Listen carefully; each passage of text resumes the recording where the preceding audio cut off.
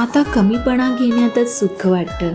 माझं चुकलं बोलून शांतपणे हसत माघारी फिरण्यात आनंद वाटतो.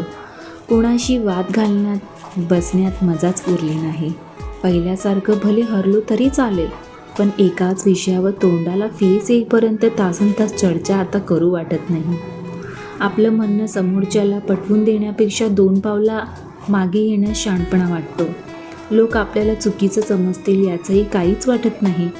चूक बरोबरच्या पलीकडे पण एक जग असतं जिथे फक्त शांतता असते.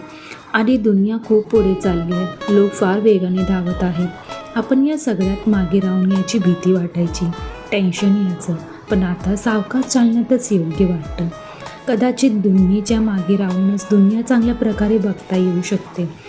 आता पुढे जाणाऱ्याला वाट करून घ्यायची आणि आपण आपलं कडेच्या साईडने पट्टीवर निवांत चालत राहायचं. वाटेत सुख दुःख मिळतील, हसायचं, रडायचं आणि चालत राहायचं.